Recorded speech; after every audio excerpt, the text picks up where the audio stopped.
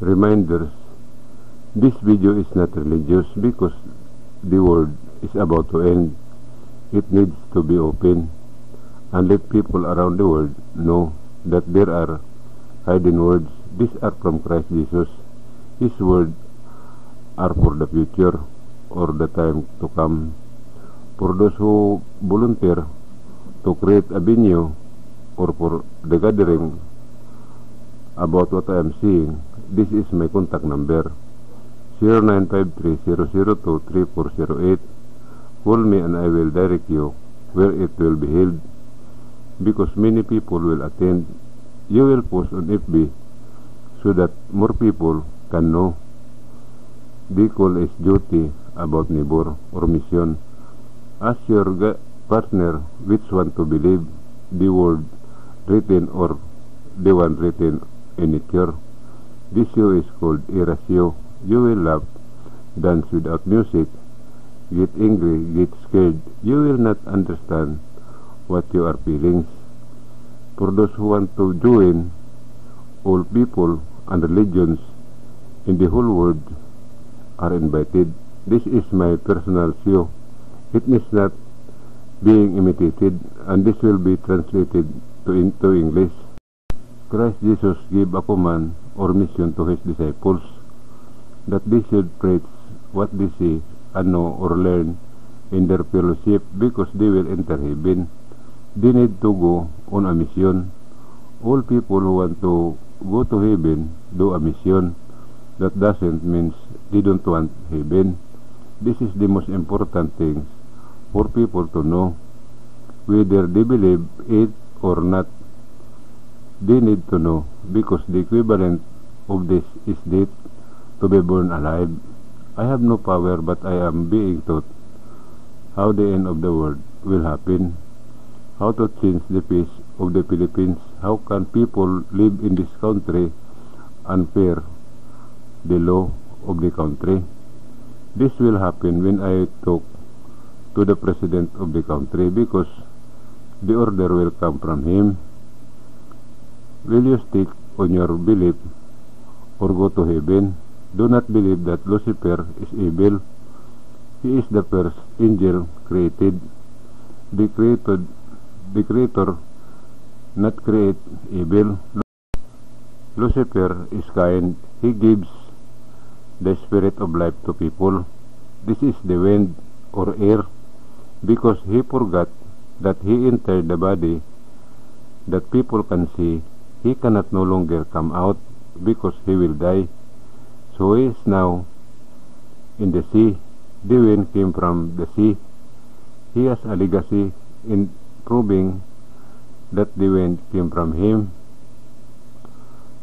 All people, young or old, forgot that is legacy. Because of religions, man's mind was covered from the truth of the sin or blasphemy.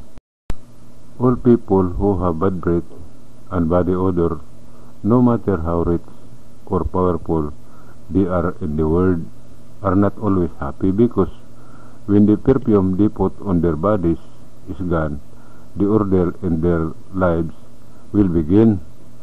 But in the promised land of Mindanao, the cure for this will be taught, and others in human. It starts at the age of 10 years old. This is not a disease. This is normal, but it has a big impact to human. There is no cure. It is all just a temporary cure. Why did human have this? That is a sign that the Creator loves human, but the humans do not want to come him. He does not force them. Sins are blasphemy, and humans cannot remove it for themselves. What are these? Number 1, praying is a sin or blasphemy against the Creator. Number 2, all who eat the flesh of animals, this is blasphemy against the Creator. Number 3, all religion that teach what they worship, this is blasphemy against the Creator. The Christian religion teaches that Christ Jesus is its leader. This is blasphemy against him. Adam and Eve had only one sin, but they were expelled from paradise in heaven. Disobeying or violating the command of the Creator is blasphemy against him. What I am saying is hard to believe, and no one will believe it, because no one says anything bad. If I see this actually or personally, I am sure that there is a person who will feel it, even if the person knows that it is a sin that he cannot stop him from himself. Can money save people? The answer is yes, because money is the bridge to salvation. The two colors of the ocean are a sign or warning for the end of the world. What I am saying, that it will burn, is placed in nature, and this is the Philippines. In this country, the world are placed in time. I will tell you what it is. It is true because there is something to see and read.